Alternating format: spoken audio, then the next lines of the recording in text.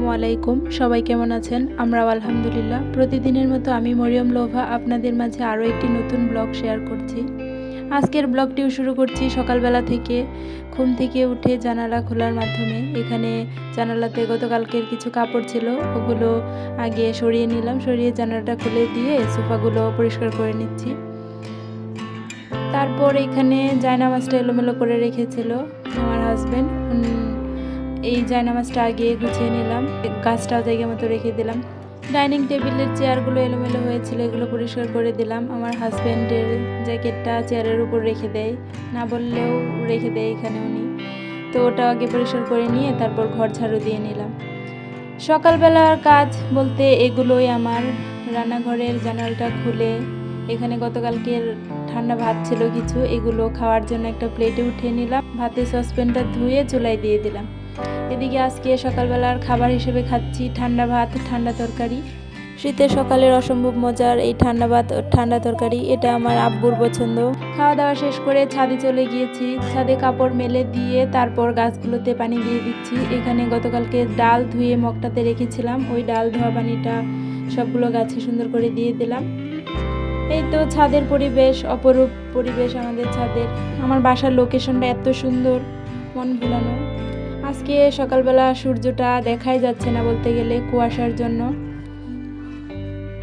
সকালবেলা আর ভিডিও করা হয়নি। এরপর স্কুলে চলে গিয়েছিলাম। স্কুল থেকে এসে দুপুরবেলা দেখলাম আমার ছেলের শরীরটা একটু ভালো না, মন খারাপ।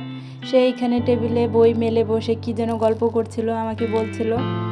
আমি তার সাথে অনেকক্ষণ কথা বললাম। মাঝখানে একটু ক্যামেরাটা অন করেছি, তারপর কাজে লেগে গিয়েছি।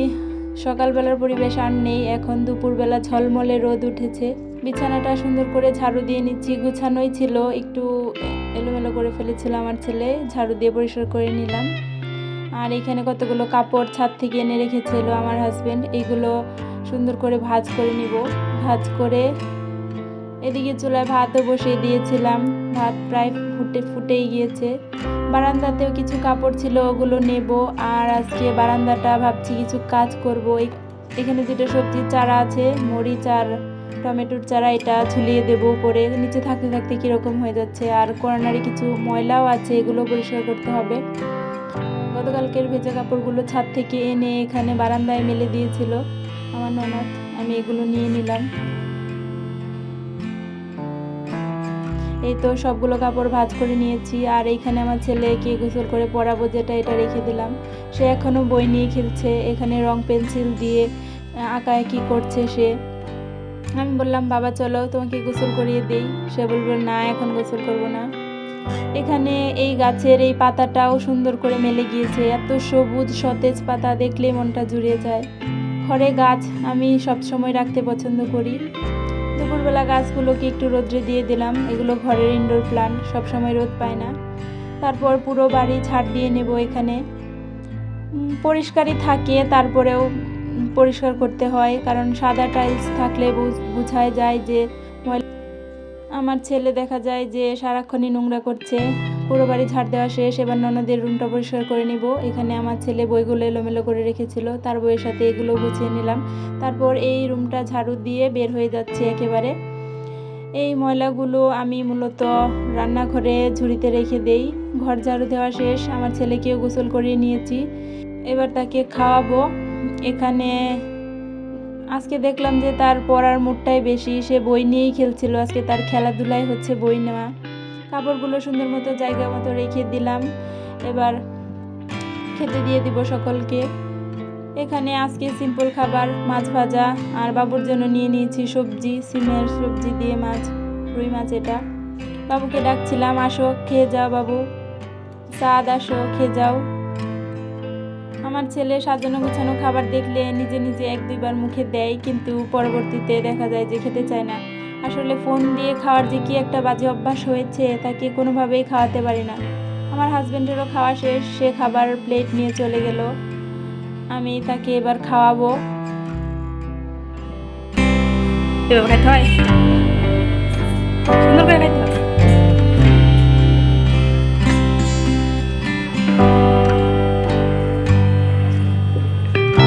খাবার খেতে গিয়ে একটা অ্যাক্সিডেন্ট ঘটেছে, কাচের গ্লাসের পানি সবটাই পড়ে গিয়েছে এইখানে। এটা পরিষ্কার করতে হবে। আর বাচ্চাদের খাওয়াতে নিলে তো মহা ঝামেলা পড়তেই হয়। এখানে ভাত ফেলে একাকার করেছে। এই তো পানি নিচে চেয়ারেও পড়েছে, নিচেও পড়েছে। এগুলো সুন্দর করে মুছে নিব। এগুলো করতে করতে দেখা যায় যে অনেক দেরি হয়ে গেছে। বাবুকে ঘুম পাড়ানোর জন্য সে আমাকে ডাকছিল যে আম্মু আসো, তুমি ঘুম পাড়িয়ে দাও আমাকে, আমি তোমার সাথে ঘুমো করব। সবগুলো কাজ শেষ করেছি, বাবুকে ঘুম পাড়িয়েছি, তারপরে চলে এসেছি বারান্দায় আজকে যে এখানে টমেটো আর মরিচের চারাটাও ঝুলিয়ে দিয়েছি। আর আমি কিছু মরিচের চারা করেছিলাম, ওগুলো দেখলাম প্রায় মরেই যাচ্ছিলো। এগুলো এই বেগুনের যে টবটা আছে ওইটাতে রেখে দিলাম, যদি হয় হলো, একটু বড় হলে অন্য নতুন টবে দিয়ে দিব, না হলেও সমস্যা নেই। বাবুর আব্বু মরিচের চারা নিয়ে এসেছে অনেকগুলো। তারপরে নিজের চারা যেহেতু করেছি তাই এগুলো একটু যত্ন করলাম। এখানে পেঁয়াজ কলিগুলোও একটু বড় হচ্ছে। আর বিকালের পরন্ত রোদ গাছে আমার বারান্দায় যখন পড়ে মনটা জুড়িয়ে যায়। বিকেলবেলা এই কাজগুলো করে সন্ধ্যাবেলা আর কিছু করতে ইচ্ছে করছিল না। তারপরে রান্নাবান্না তো করতেই হয়, তাই রান্নাবান্নাটা ভাবলাম শেয়ার করি। এখানে সিমের তরকারি রান্না করেছি পাঙাশ মাছ দিয়ে। আর আজকে করব পাঁচমিশালি সবজি দিয়ে চাপা শুটকি। এটা আমার খুবই পছন্দের খাবার। মাছ মাংস থেকেও যদি এই তরকারিটা থাকে তাহলে আমি এই তরকারি দিয়ে ভাত খেয়ে ফেলি। বেশিরভাগ গৃহিণীরই হয়তো এরকমই অবস্থা, বিশেষ করে নেত্রকোনার অঞ্চলের মানুষের তো কথাই নেই, তাদের খুবই জনপ্রিয় খাবার এটি। এখানে প্রথমে বেশি করে পেঁয়াজ রসুন তেলের মাঝে কষিয়ে নিয়ে তারপর মশলাটাও কষিয়ে নিয়েছি। এখানে অল্প একটু পানি দিয়ে দিলাম। পানিটা যখন কষে যাবে তখন চাপা শুটকি দিয়ে এটা ভালো করে মজিয়ে নেব। চাপা শুটকিটা তরকারিটার ফ্লেভারটাই পরিবর্তন করে দেয়।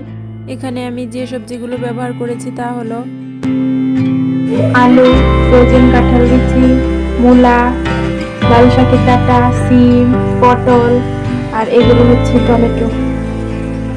সবগুলো সবজি এবার কষানো মশলাটাতে দিয়ে দিব। এটা অল্প আঁচে অল্প পানিতে ধীরে ধীরে রান্না করব, যাতে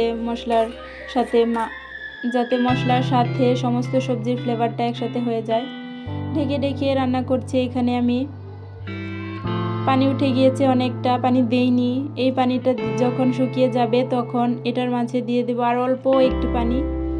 এই পানিটা শুকিয়ে গেলেই রান্নাটা হয়ে গেল।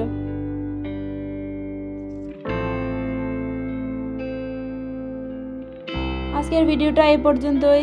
এতক্ষণ যারা আমার সাথে এই ভিডিওটা দেখলেন তাদের সকলকে একটাই অনুরোধ থাকবে, ভিডিওটি যদি একটু ভালো লেগে থাকে তাহলে আমার ভিডিওটিতে একটা লাইক করে দিন। যারা আমার ফেসবুক পেজ থেকে ভিডিওটি দেখছেন তারা আমার ফেসবুক পেজটি ফলো করে দিন। আর যারা ইউটিউব চ্যানেল থেকে দেখছেন